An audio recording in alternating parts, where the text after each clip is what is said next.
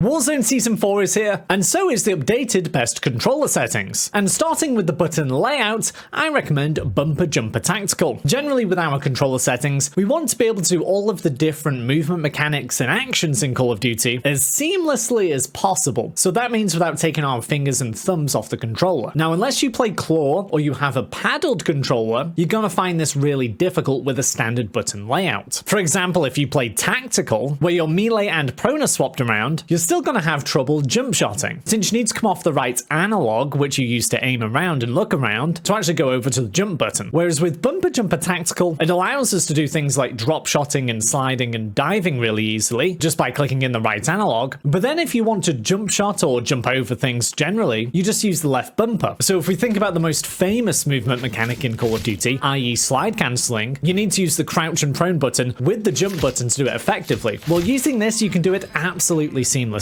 Now, it's not going to be for everybody, because it is going to take a little bit of getting used to if you don't use something similar already. And for many people, they don't have a lot of time to go through that learning process. A much easier version, which is still advantageous compared to the standard button layout though, is tactical. So if you don't want to go all the way to Bumper Jumper Tactical, then just tactical is fine. And then we come down to dead zones. This can help you with two things. One is the responsiveness of your analogs having an actual action on the screen, and the second, it can help you with your aim and stick drift. And by that, I mean when you're not actually touching your controller, but you may start walking forward or your aim may drift to a corner. If that does start to happen, turn up your left and right stick minimums. So in an ideal scenario, these would be on 0, which would mean we have instant responses from our analogs to the screen. But if you do get a little bit of drift, put these up by 1 or 2, go back into the game, test it out. If you're still getting drift, go back into here, turn it up again, and then just keep doing that process until it stops. Now, going over to aiming, stick sensitivity is super subjective, so personal preference comes into this. For most players, I would recommend between 4 and 7 for both your horizontal and vertical stick sensitivity. These are the most consistent to hit your shots the majority of the time and to be able to track people consistently as well. There's a reason that most pros use between 4 and 7. Now, if that does seem a little slow and you want to turn it up even more, absolutely be my guest. Really, the higher you can go with these, while still being able to consistently hit your shots, the better. A tip I like to show people is to put this on a number you would ideally like to get to, but at the moment it's a little bit tricky, it's kind of hard to hit shots, and then go down to ADS sensitivity multiplier, and then just turn this down a little bit. This would allow you to have the advantages of the higher sensitivity, so you can spin around on a target quickly, but when you actually aim in, you're on a much lower sensitivity, making it easier to hit people. Then for aim response curve type, if you are having most of your gunfights at close range, or you mostly play small maps like Rebirth, I would recommend dynamic. This gives you a slight advantage in the first phases of movement, whereas if you play on bigger maps more often, then linear is going to be your best bet. For ADS sensitivity transition timing, put this on instant. For aim assist, of course, we want that on, and the assist type is absolutely fine on default, although some people may prefer Black Ops, so if you are feeling like aim assist isn't quite working well for you, try out Black Ops. And then as we move over to gameplay, we have automatic sprint. For this, you want it on automatic tactical sprint, allowing you to have the sharpest and most reactive movement possible, so you just move forward on your analog very slightly and you go into the fastest movement. And then for the mantle behaviors, I would largely recommend switching these off. This enables you to be very precise with your movements. So say you're trying to get into a very sneaky jump spot, you're going to need to be very precise. Or even if you're jump shotting someone, you don't want to be grabbing onto random things around you. For slide and dive behavior, put this on tap to slide. This makes slide cancelling or sliding into players much